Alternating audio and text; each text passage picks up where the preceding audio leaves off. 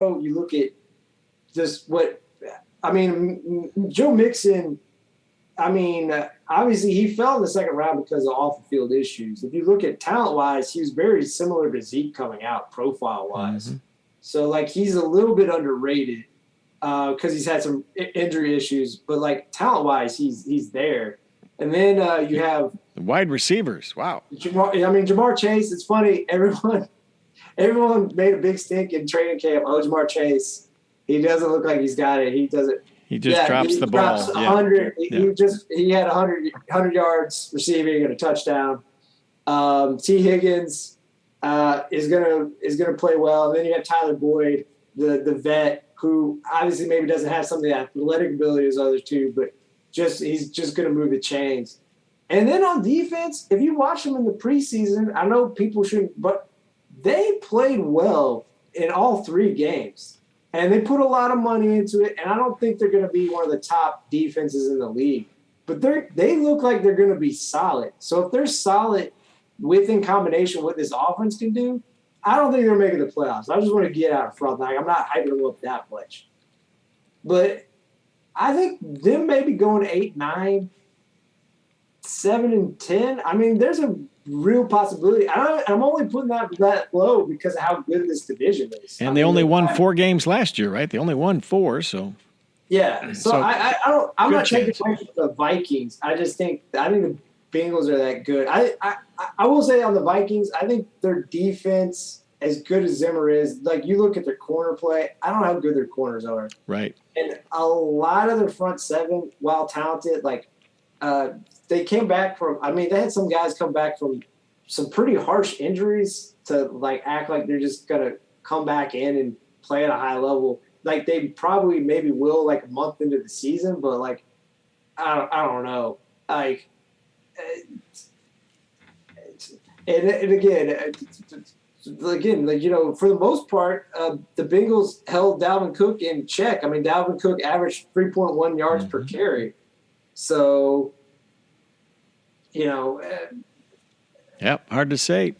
Yeah. So I don't think I'll put it that way. I think it's the Bengals are better. But keeping it in the same realm of like second-year quarterbacks who flashed. Again, his numbers aren't overall sexy, but if you watch Justin Herbert play against a very good, talented Washington football team, again, I know he only had one touchdown, but if you watch him play, they were abusing that secondary. They were abusing it. Keenan Allen, Mike Williams, even Jared Cook got into action. Everyone gave up Jared Cook. They, for the most part, controlled that game. And like I said, it's only a 2016 win, but if you go back and watch it, it's more impressive than some guys. Like, again, I'm not hating on Kyler. I like Kyler Murray. But I think that Tennessee defense is trash. So, I mean, to be fair to Kyler Murray, trash. He did what you should do against a trash defense. You should just roast them. But and that offensive line for Tennessee, I mean, Chandler Jones just beat the hell out of them. 5 sacks. Come on. Yeah. And I know I'm not the first one to start this train of thought. Mike Vrabel, is he a good coach? Oh, boy. Well, there have not been many bright spots on the Belichick tree. I'll just say that. He looks good on the sidelines, though. He looks good over there. I mean, right? Yeah. He looks good on the sidelines, but, you know, like when he went to Tennessee, they had Dean Pease, who's a very well-respected and accomplished defensive coordinator, but he left and he retired. Actually, he retired. And then, you know, to be fair, I will give this credit also to Vrabel. He made Arthur Smith the offensive coordinator. Yeah. And if you look at what Arthur Smith did these last 2 years, they had an exceptional offense. Now that he's gone, he was replaced by Todd Browning, who career-wise, if you look at what he's done as OC, not so impressive. So our hot seat list is getting long. We got Nagy, Vrabel. I'll throw Zimmer. I'll throw Zimmer on the list. Is Nagy on the hot seat, or is he just on fire? He owns the seat, doesn't he? Nagy owns the seat. I believe that's what that was. Yeah. But go ahead. The saving grace for Nagy is he can always say that offensive line. I mean, when your number one tackle was on a lake in Texas fishing, you have to call him up, and he got injured. I mean, they've got nobody. Yeah, they were on the third string tackle on the left side there by the end of the game. Yes, sir. Jason Peters, and then the rookie kid went down, and oh my. So how about the Stafford? Talk a little bit about the Rams. Well, Stafford did what you would expect, I think. I think finally, basically, they've got a quarterback that understands football, and they can meld together. I don't think Goff ever melded with the coach. So I think that plus, I mean, they've got running backs, they've got receivers. I mean, Stafford is one of those guys that, died and went to football heaven getting out of Detroit into L.A. What are you saying about Detroit? Come on now. Let's go easy. Kind of like what Lug says, I think one of the most fascinating things that came out of this offseason for two teams in the NFC West is you have these two brilliant offensive minds in Kyle Shanahan and Sean McVay.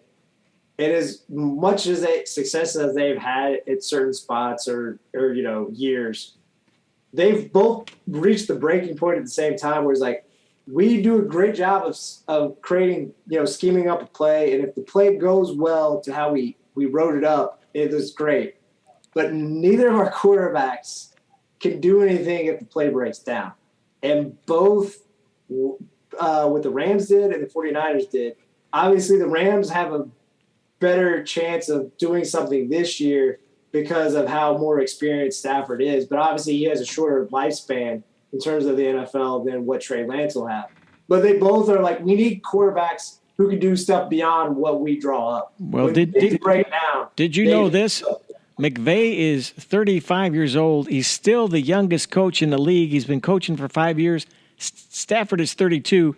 They are essentially contemporaries, and I think that's the other key. They're the same age. They think the same. It's going to be a good mix.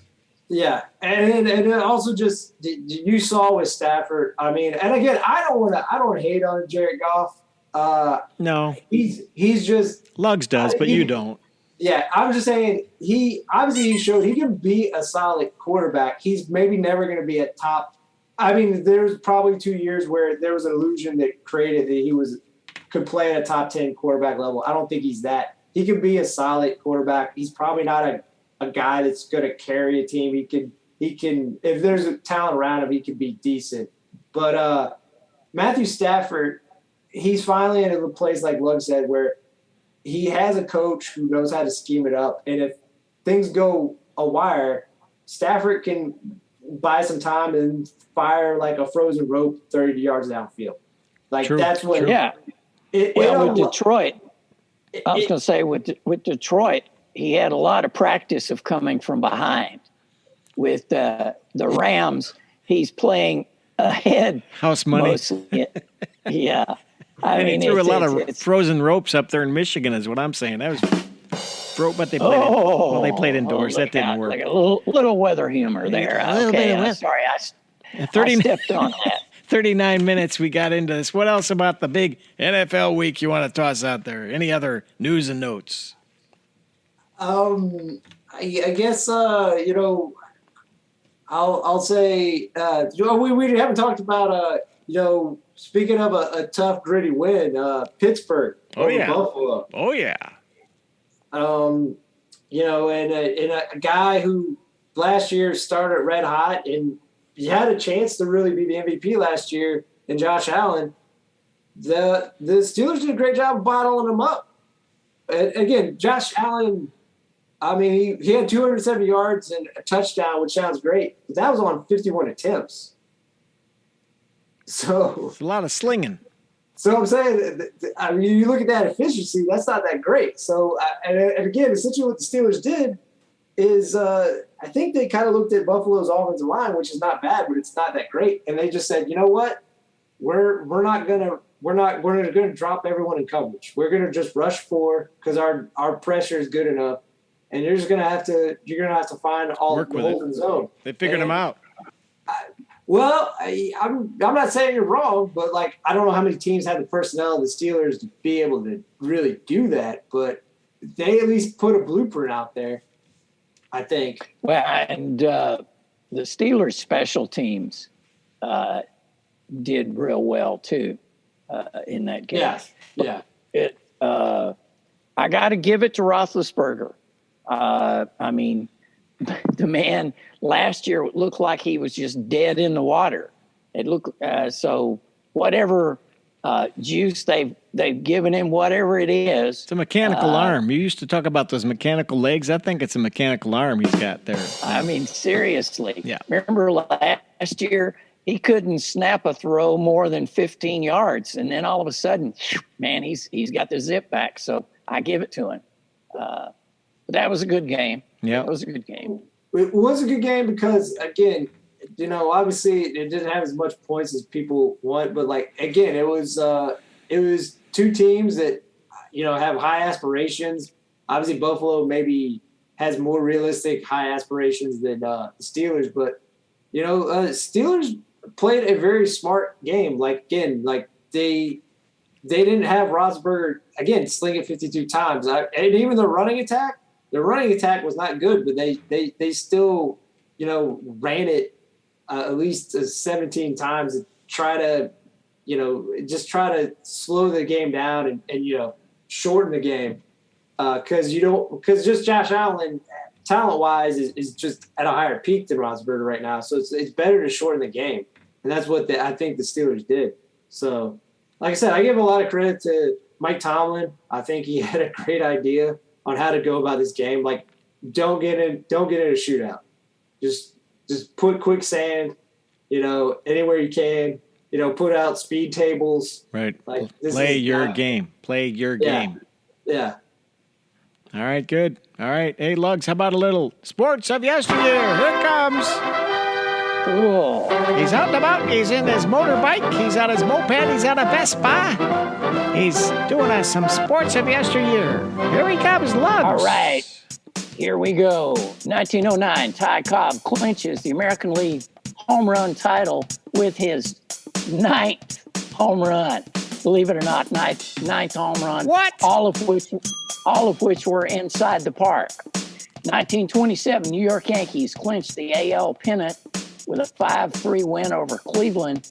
Babe Ruth hits his number 52 en route to the record that stood for a long time of 60 home runs in one season. 1965, Willie Mays' 500th home run, Giants' 11th straight win. 1983, this is amazing to me.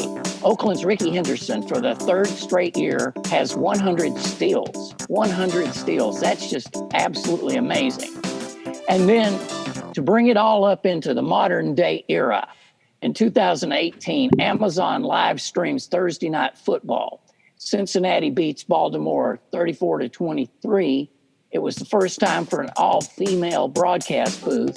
Andrea Kramer calls the game, and Hannah Brown does the color. Well. So take that, Tony Romo. Tony Romo. Take that.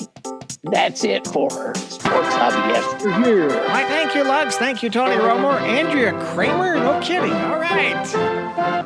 Love that. All-female broadcast booth. All right, here on Sports and Other Stuff. What else? Last thoughts on the NFL or anything else that's on your mind this week? Go ahead. Go ahead. Not that Lugs was going to say it. I'll just say this real quick. Hey, that guy we put money in on Matt Rule. Anyone wants to get on the Matt Rule bandwagon, jump on it. I know the Jets aren't that great, but they're 1-0, baby. Carolina Panthers 1-0. That's out. That was going to be my thing. Sam Darnold got his little bit of revenge, and he had a couple of really nice throws. I think you're going to hear from Carolina. I do. I think they're going to do some things. The defense, not so much. But they will be in some games that they probably shouldn't be. Matt rules the day. Okay, anything else? And then just real quick, speaking of the guy who was in Carolina last year but is now in Denver, Teddy B Teddy! started out with a win. And also, you look